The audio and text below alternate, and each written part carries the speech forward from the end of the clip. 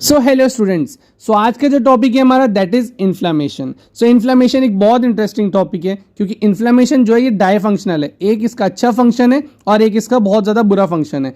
अगर अच्छे की बात करें तो ये हमारी बॉडी को हील करने में मतलब ठीक करने में मदद करता है।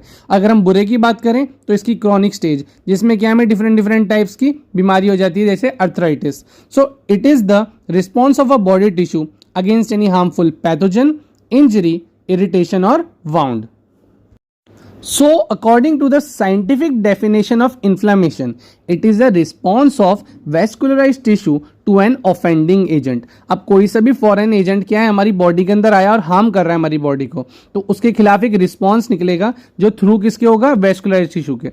अब वेस्कुलराइज टिश्यू क्यों और कोई सा टिश्यू क्यों नहीं? बिकॉज वेस्कुलराइज टिश्यू ही वो टिश्यू होता है जिसके अंदर हमारी वीन्स, आर्टरीज सब होती है ना. अब वो क्या है, उसके अंदर ब्लड है. अब ब्लड क्या करेगा, जितने भी हमारे एलर्जिक रिएजेंट्स जहां जहां पर होंगे किडनी से या डिफरेंट डिफरेंट साइड जैसे लिवर से लेकर आएगा और जहां पर चोट लगी है वहां पर लाके उन्हें क्या करेगा, हीलिंग प्रोसेस स्टार्ट कर देगा, मतलब ठीक करने का प्रोसेस स्टार्ट कर देगा.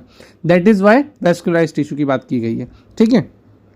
So to bring the cytokines and cell mediators at the site of injury or inflammation, we need a part transport system that is provided by the blood that flows in vascularized tissue, because our vascularized tissue consists of blood vessels and lymphatic system.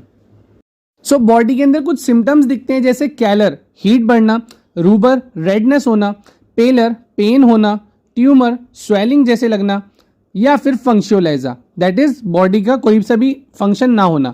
ये क्या है, हमारे 5 cardinal science हैं inflammation के, जिसमें शुरू के 4 दिए थे सेल्सियस ने and the last that is फंक्शनलाइजा वो दिया था गैलन साइंटिस्ट ने. So now we will study the functions of inflammation.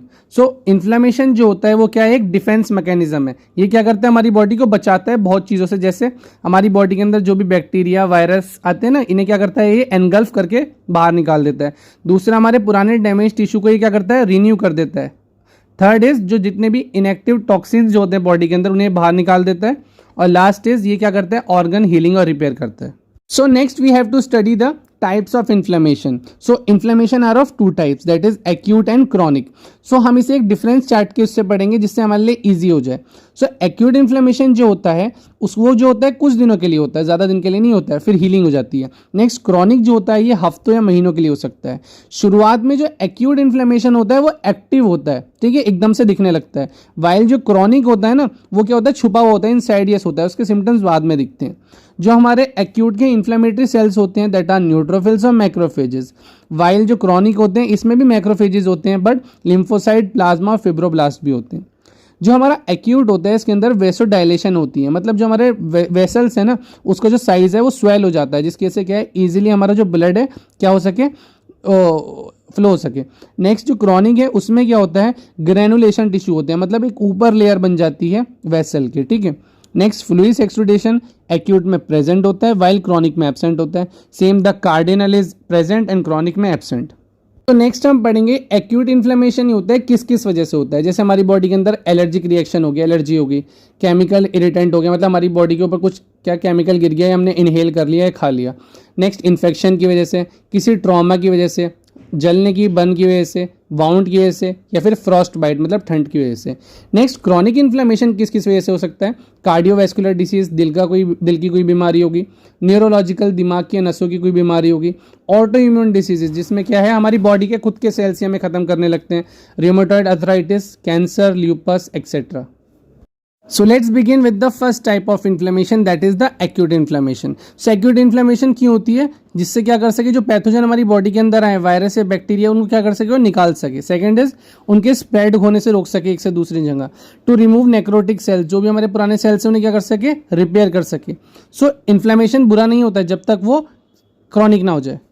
तो acute inflammation occurs in 2 phases, that is the vascular events and cellular events. तो सबसे पहले हम पढ़ेंगे सेलुलर इवेंट्स में. तो सेलुलर इवेंट्स में क्या होता है, हमारी बॉडी के अंदर 2 टाइप के सेल्स निकलते हैं दैट आर मैक्रोफेजेस, जो क्या करते हैं, पैथोजन को एनगल्फ करके डिसॉल्व कर देते हैं. Next in the dendritic cell जो रिस्पॉन्स रिलीज करते हैं. एंड इसके अंदर क्या होते हैं, कुछ साइटोकाइंस रिलीज होते हैं, ठीक है, that are non inflammatory and inflammatory, that are interleukin factor 1 and interleukin factor 2 and the tumour necrosis factor alpha, जो क्या करता है, हमारे मॉलिक्यूलर लेवल पे इवेंट्स को स्टार्ट कर देता है और हमारा जो एक्यूट इन्फ्लेमेशन होता है ना, स्पेसिफिक नहीं होता, क्योंकि कोई एक सेम टाइप की इंजरी की वजह से नहीं, कोई सी भी इंजरी हुई, that can be from burn, can be from frostbite, can be from any trauma, ठीक है, इसलिए स्पेसिफिक नहीं होती है।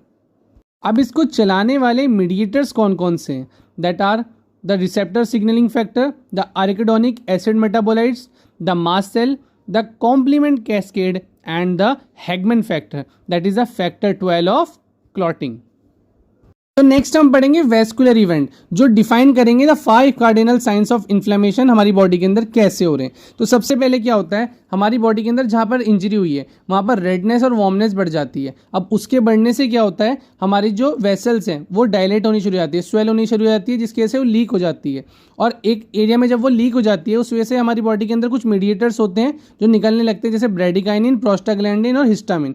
अब ये क्या करते हैं, हमारी बॉडी के जो मीडिएटर्स हैं ये सेंसिटाइज करते हैं नर्व एंडिंग्स को। अब नर्व एंडिंग्स जैसे ही टच होती है तो हमें पेन की फीलिंग होनी शुरू होती है। अब जैसे ही हमें पेन की फीलिंग होनी शुरू होती है तो हमारे जो पैथोजन है वो क्या करने लगते हैं, और ज़्यादा एक्टिवेट हो जाते हैं।